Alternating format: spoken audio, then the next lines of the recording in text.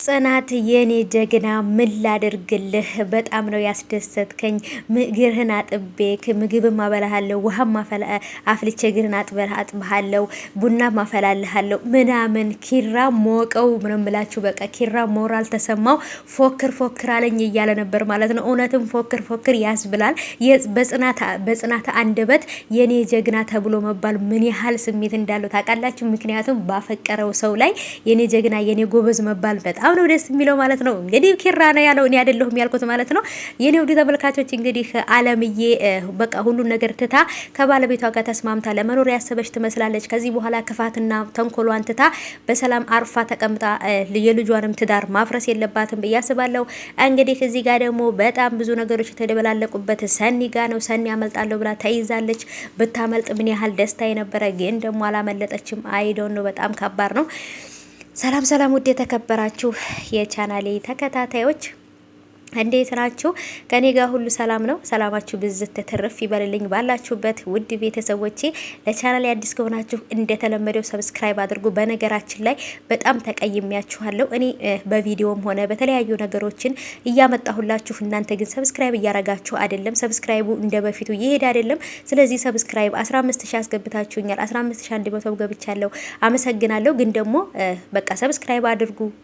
አዲስ የሆናችሁ ሁላችሁም ይሄን ቪዲዮ የምታዩ በራሴ ስራ በራሴ ቪዲዮ በቅርብ ስለመመጣላችሁ በተለያዩ ነገሮች ስለመመጣላችሁ እስከዛው ድረስ ግን እናንተ ሰብስክራይብ አድርጋችሁ ቤተሰብ ሁኑ። መለቃችሁ አዳዲስ ቪዲዮዎች በተለይ አረብ ሀገር ያላችሁ እንደኔ ስደት ላይ ያላችሁ ብዙ ነገሮችን ጠቃሚ ነገሮችን ስለ ወርቅም ስለተለያዩ መረጃዎችን ይዤላችሁ እመጣለሁ ብዬ አስባለሁ። ስለዚህ ውዶቼ እናንተም ሰብስክራይብ እያረጋችሁ አበረታቱኝ። ሰብስክራይብ እና ላይክ ማድረግ ብቻ ነው የሚጠበቅባችሁ።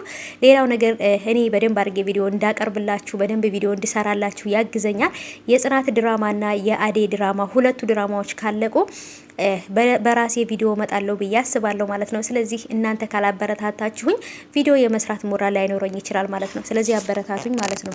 እና ውድ ቤተሰቦቼ ስለዚህ ዛሬ የመጣሁት እንግዲህ ደግሞ በጽናት ድራማ ላይ እንግዲህ ላሽቃብጥ ልፈተፍት ነው ማለት ነው ውዶቼ። እና እንግዲህ ያው ሙሉ ለሙሉ ፎቶን ከማረግላችሁ ብዬ የራሴንም ቪዲዮ አስገብቼላችኋለሁ ማለት ነው ውዶቼ። እና በነገራችን ላይ ናቲ ማለት ነው ናቲዬ በተለይ ከቲና ከጨበርዬ ፍቅር ይዞታል ማለት ነው። ጨበርዬ ግን እዛ ገጠር ውስጥ ገብታ ሰካራም ሆና እንግዲህ አረቄ እየጋፈች ነው ማለት ነው። እሱም እዛቸው እንቡጥዬ እያለ ይችን አበባ ሻጭዋን ወይንም ደግሞ ነጋዴዋን እሷኑ ጠበቅ አድርጎ ቢይዝ ጥሩ ነው። እሷን በእርግጥ እንደ ሳሙና እየተሙለጨለጨች አስቸግረዋለች ማለት ነው። ምክንያቱም እዚህ ጋር ያፈቀረችው እሷን ይወዳታል። እሷ ደግሞ እንግዲህ ያፈቀረችው ቅዱሴን ነው። ቅዱሴ ደግሞ እንደዚች አይነት ሴት በጭራሽ ለሱ ለታይፖም አትመጥ ነው ማለት ነው።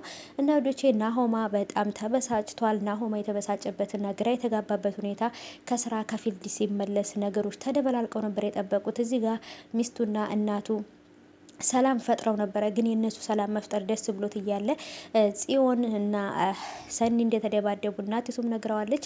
ቤትህ መተን አስደበደብከን ምናምን እያለች በጣም እሷ ግን ምሩን እኛ በጥሩ ልባችን ነበር ይቅርታ አድርገንላት የቀረብናት፣ ግን ደግሞ እሷ ይቅርታ የምትፈልግ አይመስለኝም።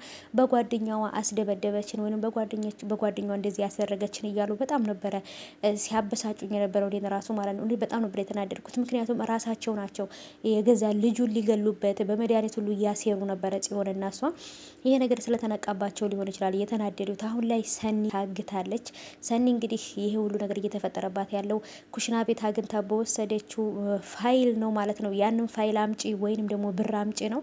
ብቻ ግን ምን እንደሚፈጠር ራሱ ማሰብ በጣም ከባድ ነው። አሁን ላይ በጣም ትልቅ ችግር ውስጥ ናቸው ያሉት ማለት ነው። ሁሉም ችግር ላይ ናቸው።